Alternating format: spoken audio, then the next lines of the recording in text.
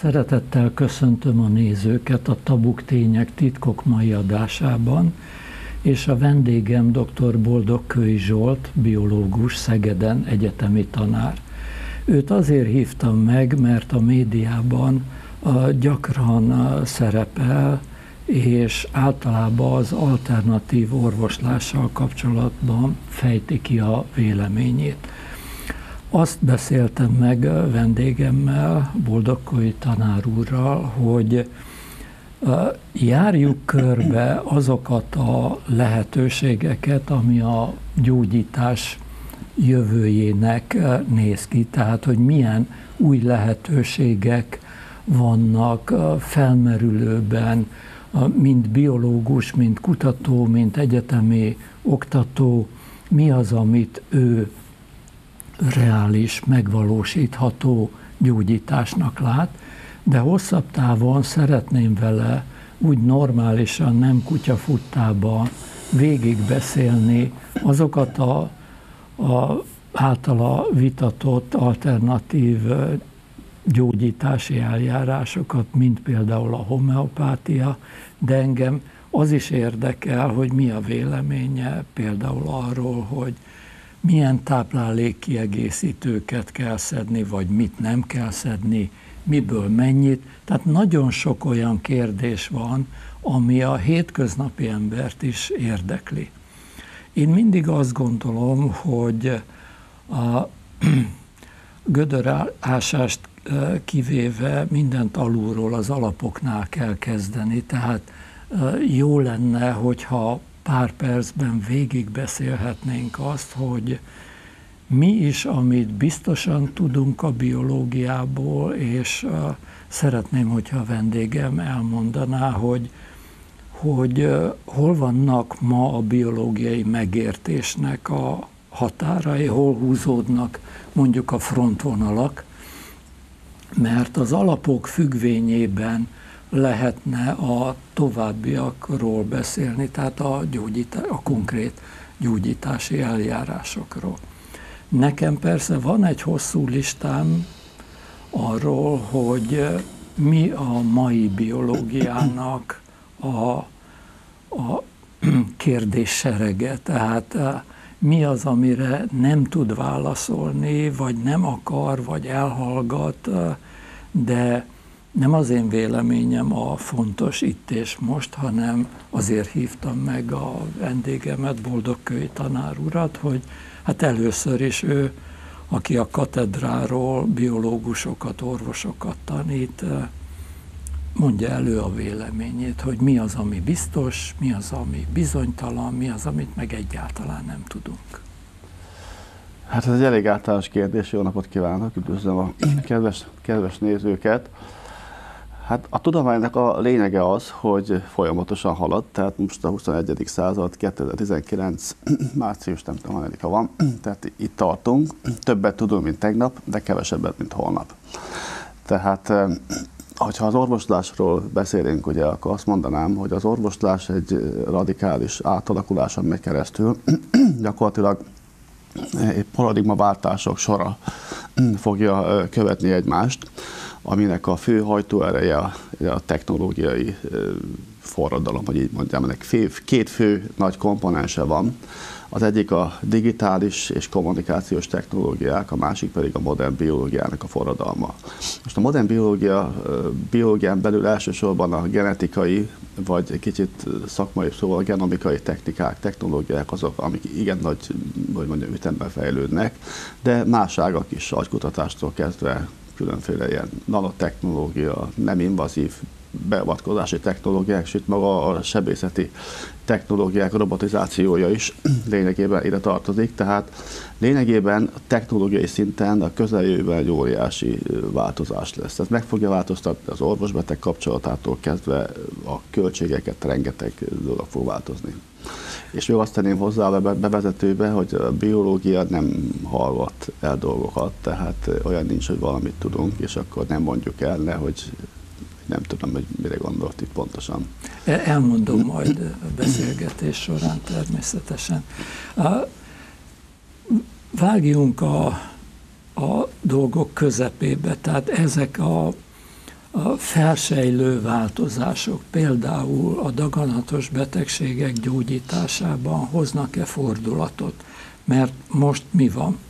Műtét, vágás, ami jó egyébként. Ami nekem, meg sok embernek nem tetszik az, hogy nem természetes módon védekezik a mai orvostudomány, hanem igyekszik sugarazással, mérgekkel dolgozni, de felsejlik most már, hogy azért próbálnak az immunterápia irányába fordulni. Tehát ahogy a természet, ahogy az emberi immunrendszer maga is normális módon védekezik a daganatos sejtek ellen.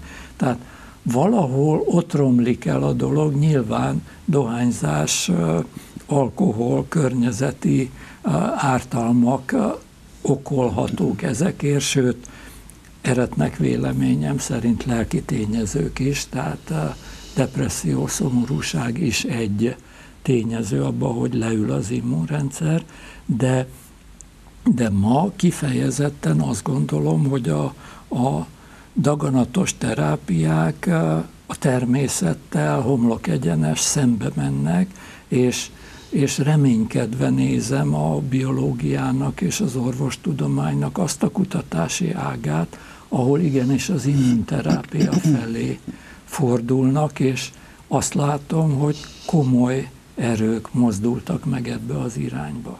Tehát a biológiát veszik alapul, a természetes életet, és nem izomból, amit tudom én, gammasugárzással elpusztítani a daganatos sejtet. Na, itt több dolog elhangzott. A következő itt a helyzet. A természetes megoldás az, hogy meghaltunk, hogyha rákosak voltunk, tehát valójában mesterséges terápiákat alkalmazunk mindig. A rák gyógyításában azt mondanám, hogy értünk el bizonyos sikereket, tehát bizonyos rákokat, gyermekkori leukémia például, vagy olyan rák, amit hamar észreveszünk a kezdeti stádiumban, azt viszonylag sikeresen tudjuk gyógyítani. Amiben sikert értünk még el, az, hogy a túlélési, tehát mondjuk az 5 éves túlélési idő, az jelentősen megnövekedett. Tehát ezt tudjuk, hogy sok rákot lényegében egyfajta krónikus betegséggé tettünk, nem feltétlenül halálos. Viszont más ráktípusokat még nem tudunk gyógyítani. Ez az egyik dolog. A másik ugye egyfajta ilyen, hogy mondjam, nem konspirációs elmélet, hanem sok laikus, hogy mondjam, azt a kritikát fogalmazza meg, hogy itt szenvedtetik a rákbetegeket sugárzással, kemoterápiával. A helyzet az, hogy azért szenvedtetik őket, mert probléma van. Ha nem lenne probléma, akkor egy szenvedés lenne, tehát megpróbálják megmenteni az életét az illetőnek. Az megint más kérdés, hogy mekkora a hatékonysága ennek, sajnos nem túlságos. Tehát sok ráktípus esetében ezek a megközelítések nem kielégítőek jelenleg. Tehát ez az egyik. A másik azt mondja, immunterápia valóban, itt sokfajta megközelítés van több ilyen a közelmúltban is felröppent, nagyon hatékonynak tűnő terápiák. Most annyira lehet, hogy nem érdemes belemenni a szakmai részletekbe ezzel kapcsolatban. 2 Nobel-díjat adtak az idén pont ezért. De több ilyen terápia is van, az immunterápián alapul, és valóban ez egy trendnek látszik itt. Tehát ön azt mondta, hogy ez egy természetes terápia, mivel hogy az immunrendszerünket ugye kezdjük aktivizálni. Na most a helyzet a következő. A kemoterápia is, meg a sugárterápia is ebből a szempontból ez egy természetes dolog, mert nem az történik, hogy a kemoterápiával egyfajta, hogy mondjam, kisavasítjuk a sejteket és megöljük őket, vagy kiégetjük a radioterápiával őket. Mind a 2 módszer lényegében arra irányul, hogy a sejtnek a saját öngyilkos mechanizmusát felélesszük. Tehát van egy ilyen P53 nevű gén, meg annak egy ilyen útvonala, és lényegében a radioterápiával DNS-t törjük meg, a kemoterápiával egyfajta ilyen sejtstresszt indukálunk, és felélesztjük ezeket a rendszereket, hogy öljék meg a rákos sejteket. Na most az a probléma ezzel, hogy például, tehát általában ez a P53 gén, ez a humán tumoroknak körülbelül felébe ez már nem működik. Tehát nem tudja föléleszteni ezt a rendszert. Ez a fő probléma. Tehát igazából itt az immunterápia, meg ezek a hagyományos terápiák abban közösek, hogy a szervezet saját rendszerét próbálják meg feléleszteni. Másik, tehát sokfajta megközelítés van. Valójában ugye a gyógyszeripar az úgynevezett ilyen kismolekulás terápián alapul. Most ezzel tehát általában, vagy globálisan azt mondanám, hogy a gyógyszeriparnak az innovációja úgy tűnik sokak szerint, nagyon sok szakember szerint, igen közeljövőben, sokan 2020-at jelölik meg ebbe, ki fog merülni az innováció. Nincsen több célpont. Tehát nem tudnak újabb receptorokat, jelutakat megcélozni, vagy akármit, és emiatt nem fognak tudni új dolgokat produkálni. Lehet, hogy vannak még bizonyos betegségekre, de ott még nem fizetőképes a kereslet. Tehát kimerülőben van. Most a rák gyógyításban egy kicsit ellentétes tendencia van még jelenleg. Nagyon sok ilyen kismolekulás megoldást találnak. De valószínű a rák, hogy mondjam, terápiában egy kicsikét el fog nyúlni ez az innovációs válság, nevezzük ezt így.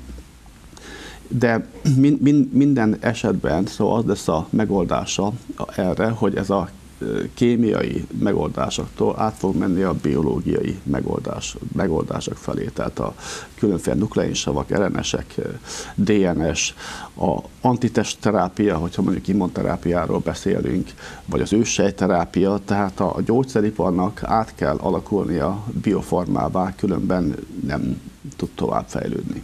Így van. Én az immunterápiát a nézőknek mondom most, onnan eredeztetem, ha jól emlékszem, az 1890-es években New Yorkban talán egy Wilson nevű orvos vette észre, hogy azok a rákbetegei, akik valami súlyos fertőzésen estek át, azok meggyógyultak. Igen. És utána ő elkezdett, hát akkor még ugye nem volt etikai bizottság, elkezdett a terminális haldokló rákbetegeinek ilyen súlyos bakteriális fertőzéseket maga előidézni, és néhány esetben, aki túlélte a bakteriális fertőzést, mellékesen meggyógyult a rákból is. Tehát innen eredeztettem ezt a gondolatmenetet. Jó, akkor hogy jegyezzem ezt meg.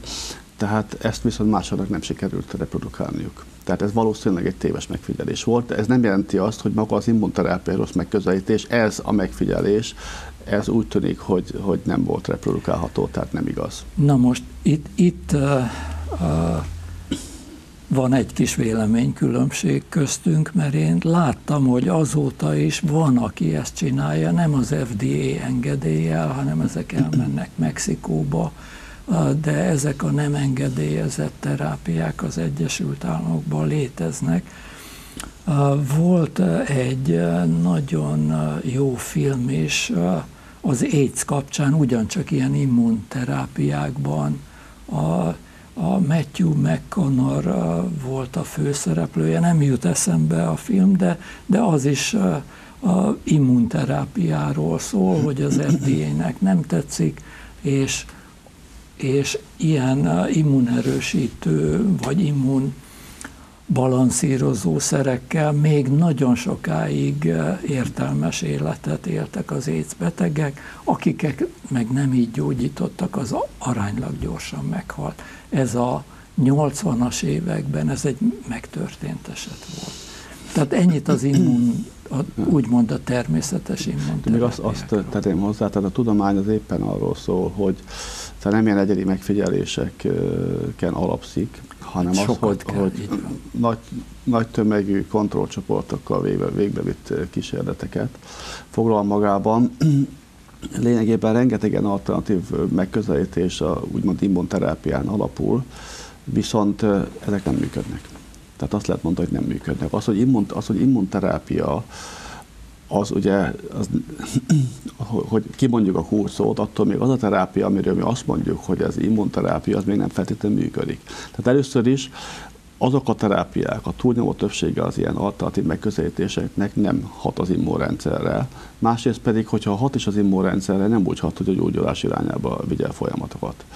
Tehát ez a fő probléma ezekkel a megközelítésekkel, hogy nem a tudomány módszerei szerint nézték meg őket. A tudomány nem egy misztikus dolog, tehát itt lényegében arról van szó, még egyszer, hogy van egy prekoncepciónk, de ez csak az első lépés ebbe az úton. Ezt meg kell nézni, hogy működik-e, teszteljük, kísérleteket végzünk, megfigyeléseket végzünk, és a nagy tömegben azt tapasztaljuk, hogy jó, akkor azt mondjuk, hogy ez egy működő dolog. Tegyük hozzá, hogy az ilyen típusú, az ilyen típusú tudományos eredményeknek a megbízhatóságát illetően vannak kételyek, ezt gondolom önnek szívéhez szól ez a dolog, tehát vannak olyan adatelemzések, hogy így mondjam, akik azt mondják, hogy az ilyen típusú orvosi kutatásoknak egy nagyon-nagyon jelentős többsége a jövőben vagy a közeljövőben hamisnak bizonyul, vagy nem bizonyul igaznak. Tehát ami az emberi egészségről szól, főleg mondjuk például a táplálkozásnak az összefüggésébe, ott nagyon nehéz olyan korrelációt találnunk, amit mások is meg tudnak erősíteni, tehát igazából, hogy működne. Tehát az ilyen típusú, megközelítéseknek a jelenleg a bizonyossági ereje nem túlságosan kemény. Tehát azt mondanám, hogy ez még nem egy nagyon kemény orvostudomány. A rák esetében meg amikor, tehát valami kemény tudományos módszereket használunk, molekuláris genetikát például, ott az nagyon jó, ott amit állítanak a tudományból, ott nagyon nagy valószínűséggel a jövőben is igaznak bizonyul. Ugye az egyik nagyon vitatott dolog a daganatos immunterápia mellett, ez például a koleszterin ügy. Tehát ma a hivatalos orvostudomány nagyon határozottan azt állítja, hogy vigyáznunk kell a koleszterin szintre, és ad statinokat. Ez a statinok, ez a leggyakrabban fölírt gyógyszerek mellé tartoznak, persze hát az ilyen kalmopirin származékok mellett. Ugyanakkor, hát most, hogy sor került, vagy kezdtünk beszélgetni a bizonyítékokon alapuló orvoslásról, azt látom, hogy igencsak gyenge lábakon állnak a bizonyítékok a magas koleszterinnek a veszélyeiről, sőt, hát őseink nem is olyan túl régen igen magas koleszterin szintű táplálékot fogyasztottak, kolbászt, hurkát, stb. És nem volt érelmeszesedés és szívinfarktus, tehát az egy modern civilizációs betegség. Akkor kezdjük a koleszterinnel, és utána akkor beszéljünk a modern civilizációs betegségekről. Tehát hogy az orvostudomány nagyon széles alapokon nyugszik. Én magam nem értek mindenhez, tehát most amit el fogok mondani, az, nem biztos, hogy ez a jelen helyzet. Tehát először is az az összefüggés, hogy van egy olyan igazából egy genetikai betegség, hiperkoleszterémiának hívják, amikor nagyon magas a koleszterin szint, az egyértelműen összefügg az élelmeszesedéssel. Igen. Itt a kérdés ugye az, hogyha a megengedett határérték felett vagyunk mondjuk 50%-kal, hogy ott ilyenkor ezeket a statinokat érdemes szedni. Én úgy érzékelem, hogy némi vita van ezen a területen, tehát nem egyöntetű az állásfoglalás, de mondom, nem vagyok ennek a területnek a szakértője. Egy dolgot tudok, hogy az az állítás, hogy a statinok májrákot okoznak, az nem igaz. Tehát nagyon sokan szedik szerte a világon ezeket. Májrákot nem okoz, úgy tudom, másfajta mellékhatások azok vannak. Izomfájdalom és elbutulás. Hát ugye az agyunk... Tehát az izomfájdalom, meg elbutulás nem ugyanaz, mert fáj az emberizma, tehát ezt a részét nem tudom, ha elbutulás az egy mellékhatás, és gyakori mellékhatások, az kivonnák a forgalomból. Tehát igazából nagyon sokan szokták a gyógyszeripart, szidni, meg egyfajta ilyen összeesküvés elméleteket gyártani ezzel kapcsolatban. Nekem ezzel kapcsolatban az a véleményem, hogy a gyógyszeripar az egyik legbecsületesebb ipar. Az nem azt jelenti, hogy semmi probléma meg hiba nincsen, azért, mert azok a döntések, amiket ők meghoznak, mondjuk egy gyógyszernek a forgalomba hozását illetően óriási tömegeket érinthetnek, és nagyon nagy probléma lehet belőle. Emiatt nagyon megfontolják azt, hogy mi kerüljön oda. Tehát mivel ugye a statinoknak olyan hatása nincsen, hogy ilyen, hogy mondjam, tehát a májrák, vagy ilyen halálos, vagy nem tudom milyen, emiatt lehetséges, hogy mondjuk a propaganda, vagy nem tudom, az egy kicsit szebb, hogy mondjam, fényben tünteti fel ezeket. Mindesetre ezt én nem tudom pontosan. Tehát nincsenek teljesen megbízható információim. Úgyhogy amit tudok, azt elmondtam, kérdőjelekkel a végén. Most a modern kori betegségekkel kapcsolatban akkor, ugye ez volt a civilizációs betegségek. A legnagyobb rizikó tényező igazából a modern életben az a hosszú életkor. Tehát az a fő probléma az embernél, hogy túl sokáig él. Tehát ugye korábban csecsemőhalandóságtól kezdve a fertőző betegségek elvittek bennünket, most pedig megérjük azt a kort, ahol megjelennek ezek a fajta betegségek. Ugye a legfontosabb a szívérrendszeri problémák, meg a rák, tehát korábban még mielőtt ez előjött volna, azelőtt meghaltunk. Tehát ez a legfontosabb dolog. Szerintem minden esetre, ez egy mítosz. Minden esetre vannak, hogy mondjam, olyan dolgok, amit a modern társadalomban másként teszünk, mint régebben. Ugye régen legalábbis nem volt ilyen a dohányzás, ilyen tömeges jelentősége, amikor nem volt még dohány, akkor nem is dohányoztunk. Az alkoholfogyasztás. Nagyon sokan olyan munkát végzünk, hogy ülünk a karosszékben. Kint dolgoztunk a mezőn. Így van, ülünk a karosszékben, nem mozgunk, drogok, ugye nagyon sok országban ez egy nagyon jelentős probléma, meg maga a táplálkozás. Tehát a fő probléma ugye az, hogy olyan növényeket termesztünk, amiben rengeteg keményítő van, finomítjuk, cukrot csinálunk belőle, és lényegében ez egy idő után jó eséllyel okozhat 2-es típusú diabétesz. Tehát a modern életnek vannak, hogy mondjam, negatív szövődményei, de vannak pozitív is. Tehát ugye tehát nettó az egész egy pozitív dolog, be sokkal hosszabb ideig élünk, és átlagosan egészségesebben. Tehát a legtöbb probléma ugye idősebb korban jön elő. Nem tudjuk, hogy mi lett volna korábban, hogyha ezt megértük volna. Igazából, mert ott nem biztos, hogy az volt a probléma, hogy túl sok ugye az elhízás, vagy túl sok keményítőt, vagy főként finomított cukrot teszünk, hogy ez nem volt probléma, viszont sokszor éheztek, sokszor éhen haltak az emberek, hogy nem tudom. Így van. De nagyon fura, néztem statisztikákat, hogy meddig éltek az emberek például a római birodalomban. Tehát azok, akiket nem vitt el fertőzés, vagy nem öltek meg háborúba, azok ilyen 75-80 éves korig éltek, és nagyon érdekes volt számomra, hogy Esztergomba itt találtak, vagy váci múmiákat. Tehát ott megvoltak, megmaradtak az anyakönyvi kivonatok, hogy ki mikor halt meg.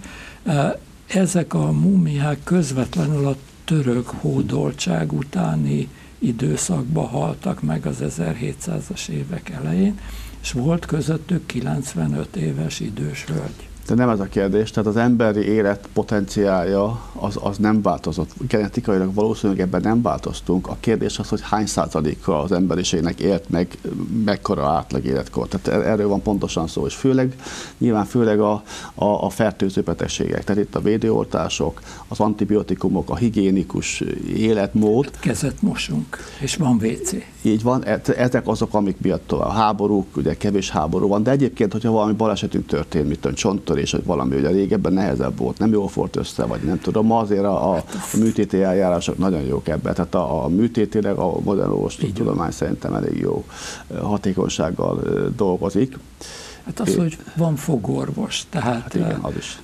Ezért most, ha valakinek kihullik a foga, vagy lyukas, tudja pótolni, és utána tud rágni, utána az emésztése rendben van.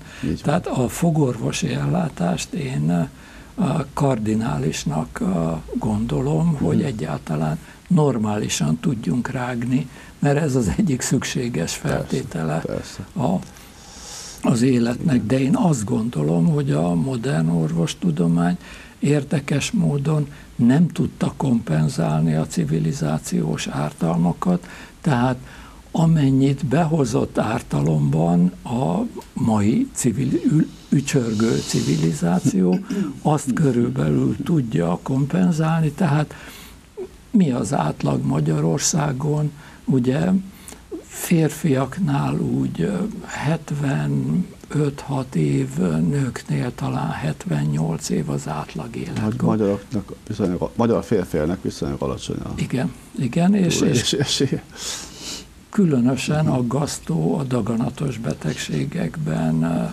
szenvedőknek a statisztikája, ami az európai átlag alatt van. Igen. Tehát a magyar, magyarok egészségi állapota nagyon sok szempontból nem jó. Tehát nem tudom, hogy tudja ön is, hogy a nézők is, hogy a elhízottság tekintetében a magyarok a világon igen. A 3.-4. helyen állnak. Ugye a USA és Mexikó után Új-Zélanddal vetekszünk ebbe. Egy csomó rákba is, például a vastagbélrákba magyarok nagyon vezetnek. Érdekes módon volt időszak, amikor a tömény alkoholivásban Magyarország világelső volt, és ezzel majdnem átfedésben az öngyilkosságban is világelső volt. Most is viszonylag jó helyen állunk ebbe, ezt időzőjel mondom. Tehát sok olyan probléma van, ami nálunk kifejezetten rosszul csapódik le ezzel kapcsolatban.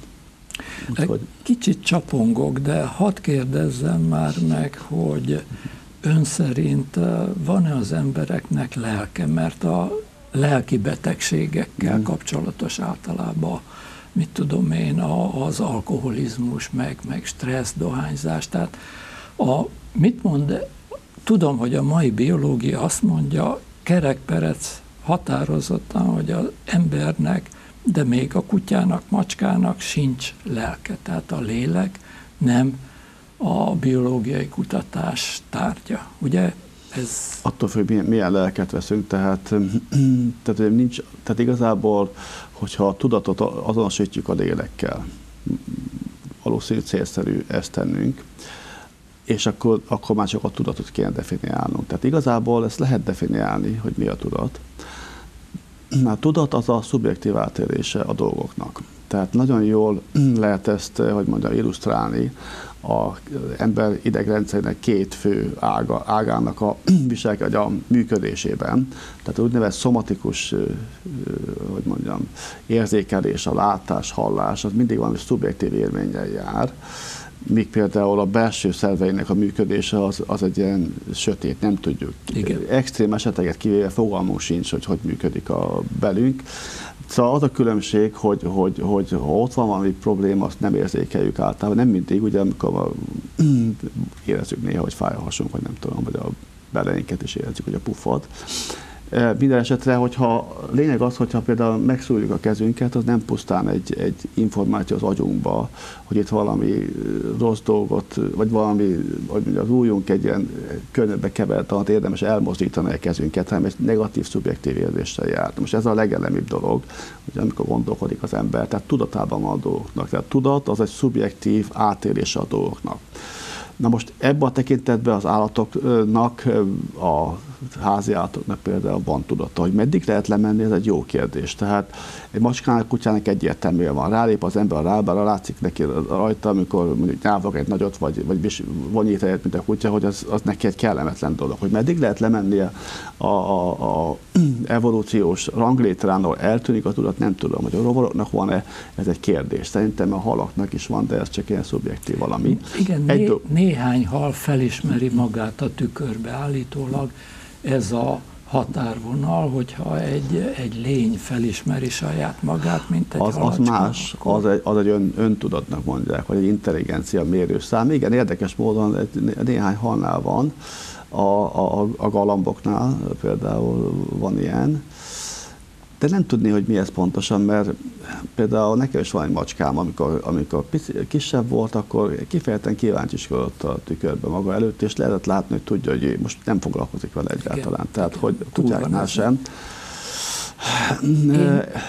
Ez intelligencia inkább, mint tudat, azt mondom. Én provokatívabban fogalmaztam meg ezt a kérdést. Szerintem a tudat az, ami, ha meghalunk, leszakad rólunk, és majdan újjászületik. Ugye a keleti vallásokban, buddhizmusban, sokféle hindu vallásban ez evidencia, talán a muszlimoknál is, és a kereszténységnél is, bár a kereszténységből ki van írtva a reinkarnáció gondolata, de azért a 4 evangéliumban ott van. Viszont a mai biológia ezzel nem törődik, vagy egyszerűen nincsenek meg az eszközei, tehát nem is arra megy a kutatás iránya, hogy... A modern tudomány foglalkozik vele, hiszen a pszichiátria, a pszichológia az lelki problémákkal foglalkozik. Tudjuk azt, hogy a lelki aspektusai dolgoknak ugye testi tüneteket is tudnak okozni, pszichoszomatikus betegségek. Itt megint van egy csomó olyan dolog, tehát akik mondjuk ilyen rákos betegeket akarnak lelki módon gyógyítani, az nem megy. Hogy a lelki, problémák okozhatnak egy rákot, ez most az a konszenzus, hogy nem, de ezt nem mondanám, hogy egy kemény konszenzus. Elképzelhető, hogy ilyen összefüggés van. De ha már megvan a rák, és azt lelki módon akarjuk gyógyítani, az biztos, hogy nem fog menni. A másik dolog az, hogy ugye a különböző vallások attól függően, hogy mennyi idő után váltak el egymástól, gyökeresen más gondolnak erről. A vallás viszont nem tudomány, tehát ők megragadtak a prekoncepció szintjén, emiatt a bizonyossági szintje az állításoknak 0 körül van. Tehát az emberi lélek vagy tudat az emberi agy nélkül nem működik. Tehát így, nincs. Persze, tehát a testünkkel együtt hal a lelkünk. Ezt el kell fogadni sajnos. Kicsit csapongunk, és pont arra már nem lesz időnk, hogy a biológiai alapjait végig szedjük, de nekem szemet szúrt a hidrokefália esete. Tehát olyan emberek vannak átlagos IQ-val, akiknek például az agyvelője úgy nagyjából hiányzik, tehát ilyen vízfejűek. Tudom. És most a CT eljárások elterjedésével régebben ezt ugye nem lehetett csak halál után megállapítani, de most... Nagyobb fejük van, ezt lehet látni. Nem, ez nem így kicsit van. nagyobb fejük van. Én amikor gimnazista voltam, régen volt, kiszesek voltunk, és patronálni kellett, de mi ilyen gyerekeket patronál. Tehát nagy fejük van nekik, és nem átlagos intelligenciájuk van, hanem alacsony. Általában, de van közöttük, és láttam annak idején az Orvostudományi Egyetem könyvtárából bogaráztam elő ilyen hidrokefál eseteket, statisztikákat. Tehát van közöttük még átlag fölötti IQ-jú ember is, találtak, nem is egyet, elég sokat, akiknek viszont hát néhány dekányi agyszövetük van. Vannak ilyen, nem is kell hidrokefáliához mennünk, tehát vannak olyanok, akik idejöz, hogy féltekéje hiányzik valakinek, és hát mégis tudott létezni, de ez egy érdekes probléma, de ennek nincs köze ahhoz, hogy a lélek az tovább él az agyunktól. Tehát azt jelenti, hogy az agyunk egy nagyon jelentős részben redundáns, tehát hogyha nincs, hát ugye amikor valami neurodegeneratív betegségünk van, akkor nagyon sokáig tudunk élni, és hát már annyira rengeteg sok idegsejtet elvesztettünk, és mégis tudunk normálisan élni. Egy idő után nyilván már probléma lesz, hogy nem ismerjük fel a hozzátartozókat, stb. Tehát az agy nagy része ahhoz, hogy egy elemi élettevékenységet folytassunk, úgy néz ki, hogy nélkülözhető. Ugye én mérnök vagyok, és ezen belül is hőerőgépész, tehát termodinamikai folyamatokkal foglalkozunk, belső égésű motorok, én speciál atomerőművekkel foglalkoztam mindig, és számunkra az entrópia, hát az egy szent dolog volt, entrópia a függvényekkel méreteztük a mindenféle ciklusokat. Nekem akkor is, mint egyetemi hallgatónak, de később is állandóan szemet szúrt az, hogy a tanított fizika szerint ugye az entrópiának mindig növekedni kell. Ez a termodinamika második főtétele, és ezzel szemben mit látunk a biológiában? Az, hogy az entrópia az csökkent, tehát elvetünk egy pici magot, és egy gyönyörű virág szökken belőle. Tehát ez pontosan az ellenkezője. És azóta gyűjtöm azokat a dolgokat, amik szerint, a tanított fizika szerint az élet teljesen ki van zárva. Ez egyszerű a válasz egyébként, tehát az entrópia lokálisan csökkenhet. Viszont, hogyha a napot is bevesszük a történetbe, és azt mondjuk, hogy a nap és a Föld az egy szerves egységet képez, akkor ott már az entrópia növekedés tendenciája az megfelel a termodinamika második főtételének. Tehát azt jelenti, hogy ha energiát fektetünk be, akkor tudunk építeni. Tehát ez az egész, hogy mondjam, misztikumnak az alapja nem misztikum. Tehát az egész világegyetem, hogy az entrópia növekedés irányába megy, de ezen belül lokális rendszerekben a csökkenés az előfordulhat. Az élet az entrópia csökkenés, hogy mondjam, szimbolizálja, de nap nélkül mi történne velünk, tehát nem tudnánk folytatni. Vannak anaerob bacik, akik lent a Föld így van, mélyén. tehát zömében a nap, de vannak olyan baktériumok, amik kémiai energiát használnak ehhez, de ott is egy energiabefektetés volt, ugye, amikor keletkeztek a nagyobb elemek, vagy a vegyületek, egy nap szupernova robbanás kellett, hogy végbe menjen. Tehát igazából itt a fő probléma, hogy honnan kellett az eredendő energia, meg az eredendő anyag, hogyha elfogadjuk, hogy ez volt, vagy keletkezett valamitől, onnantól kezdve magyarázható minden. Én vettem a fáradtságot, és élvezettel olvasom a biofizika könyveket, hogy próbálják megmagyarázni a különböző életfolyamatokat. Ugye nekem, mint mérnöknek az a alapvető különbség az élővilág és az általunk teremtett műszaki világ között, hogy először is az élővilág mindig chirális molekulákból épül föl, tehát ilyen csavar. A mérnökök által épített műszaki világban hát kristályok vannak, vagy polikristályok, vagy tök amorf anyagok, teljesen más anyagokból építkezünk. A biológia pedig nanotechnológiára alapul, és mindig alulról, kicsiben, atomokból rakja össze az elképesztően zseniális szerkezeteit. Hát ugye elég úgy alaposan megtekinteni bármely növényi vagy állati sejtnek a működését. Minden mérnöknek csorog a nyála, hogy ott micsoda trükkös szerkezetek vannak.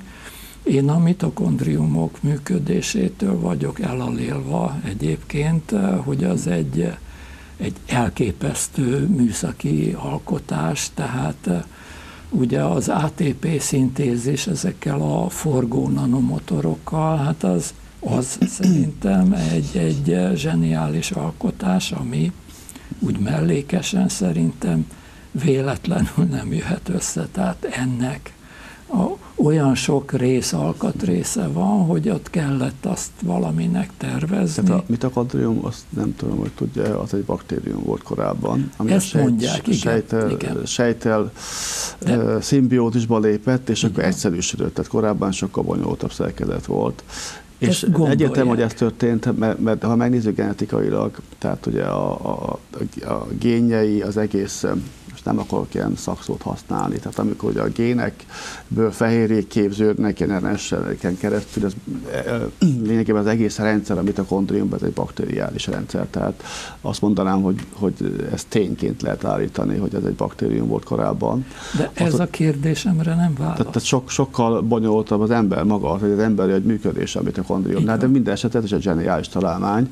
A helyzet az, hogy volt rá 4 milliárd évünk, hogy ezt kifejlesszük, tehát egy óriási időtartam. Az embernek, hogy mondjam, mi is egy zseniális műszaki dolgokat állítunk elő, sokkal rövidebb idő alatt, mert nem kell, az evolúció viszonylag vak, tehát ugye a természetes szelekciónak rendelt a mutációk vak végtelenjébe, vagy így mondjam.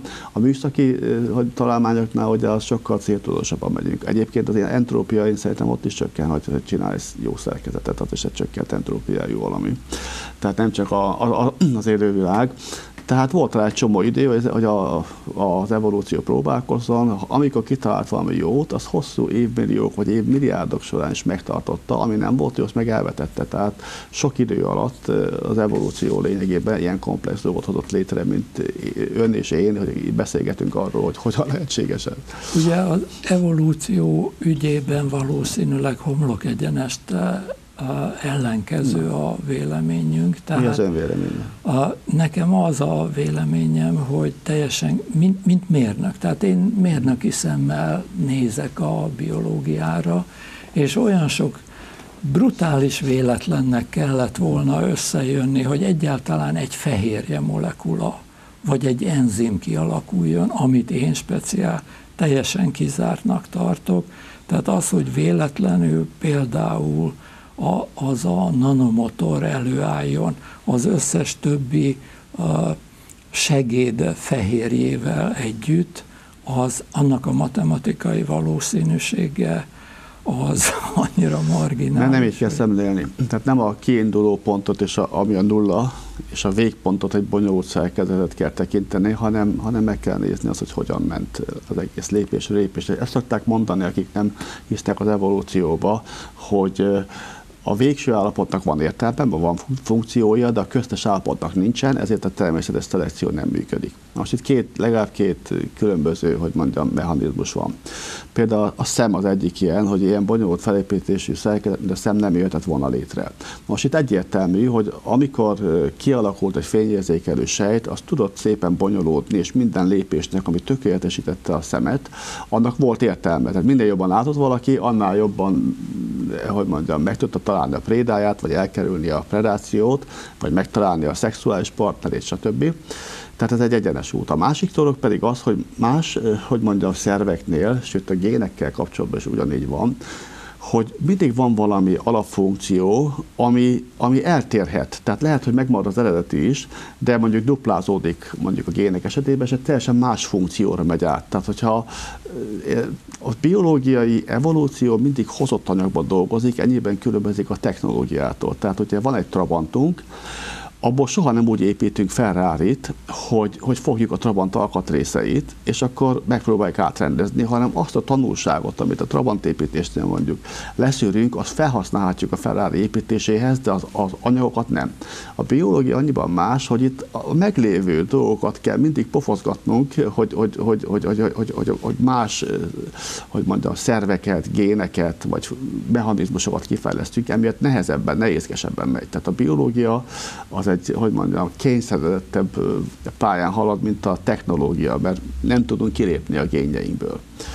Abban nincs vita közöttünk, hogy létezik evolúció, hiszen pont az evolúció egy óriási probléma az antibiotikumoknál, hogy vannak gyógyszereink, de a bacik is fejlődnek. Tehát néhány év múlva, nem is olyan távoli jövőben elképzelhető, hogy lesznek teljesen rezisztens baktériumok. Most az egy probléma, a szuperrezisztens baktériumok. Tehát ez számomra is evidencia, hogy van evolúció, de azt gondolom, hogy emellett vannak olyan esetek, amit most nem fogunk tudni megbeszélni, ahol látszik a konstruktőrnek a keze vagy az elméje. Én nem látok ilyet. Az nem azt jelenti, hogy tudom, hogy hogyan történt, hanem azt tudom, hogy milyen mechanizmusok vannak. Tehát én azt gondolom, hogy aki érti a genetikát alapjaiban, meg mondjuk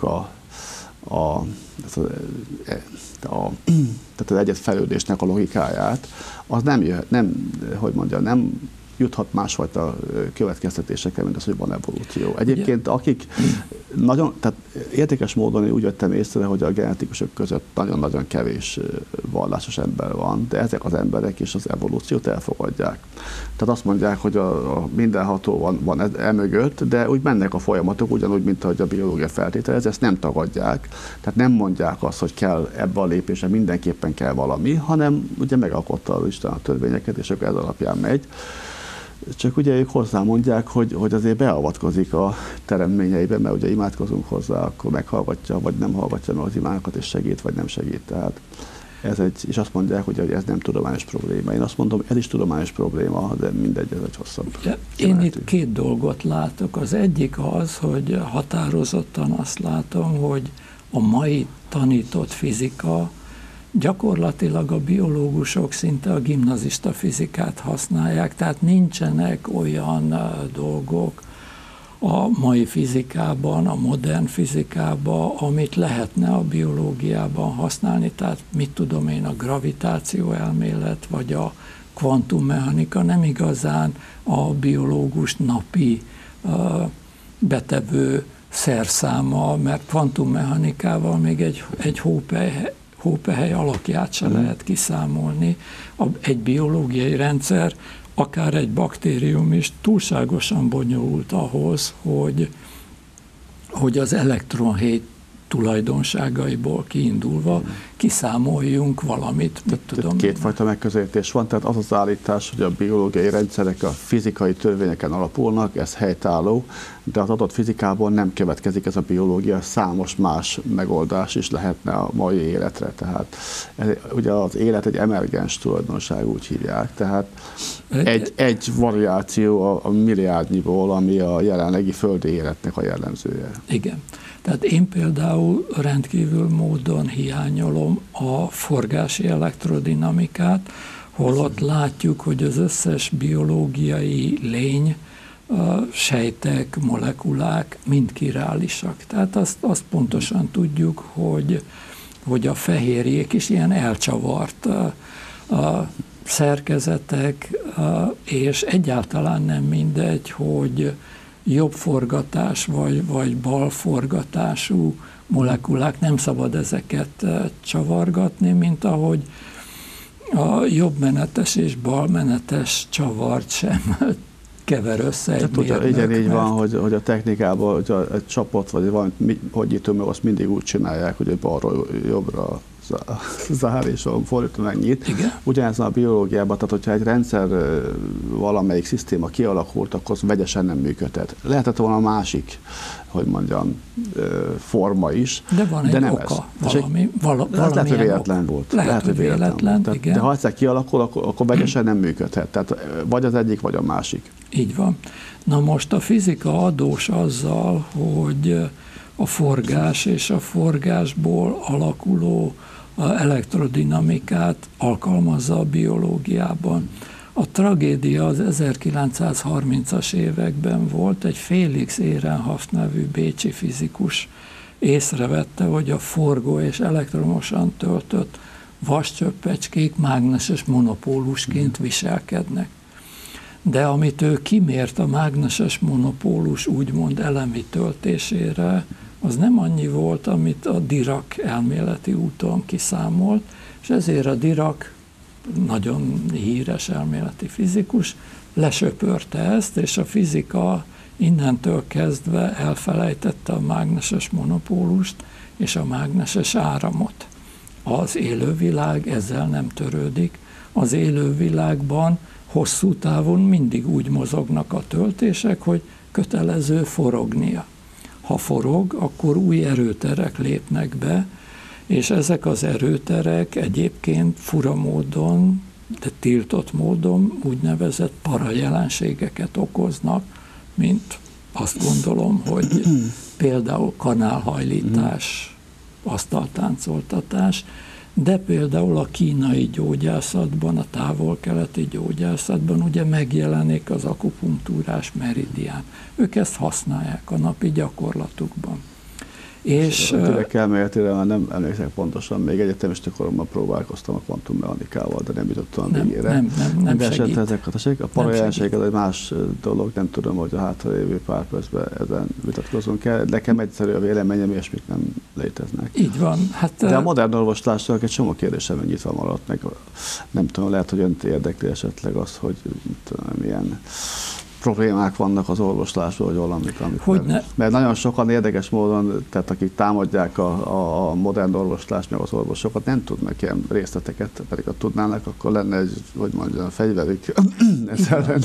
Hát ezzel a beszélgetéssel és ezt a hídépítést, vagy párbeszédet szeretném elkezdeni, és ha más nem, de legalább példát tudnánk arról mutatni, hogy homlokegyenest ellenkező álláspontok esetén is normálisan és civilizált, higgadt módon lehet véleményt. Egyetértek, tehát beszélgetni civilizáltan kell, normálisan, az biztos.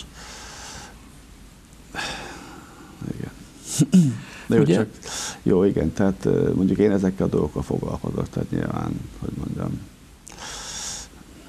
ugye, jó, mindegy, igen. Arra nem tudunk most kitérni, hogy mit tudom én, az alternatív rákgyógyászatnak mik a lehetőségei, mert azt se tudtuk még most ebben a beszélgetésben végigragozni, hogy na tényleg milyen lehetőségek néznek ki egyáltalán alapkutatási szinten, mert mindig a biológiában alapkutatási szinten jelennek meg a lehetőségek, azt mire abból gyógyszer meg eljárás lesz, hát ez egy nagyon hosszú idő sajnos.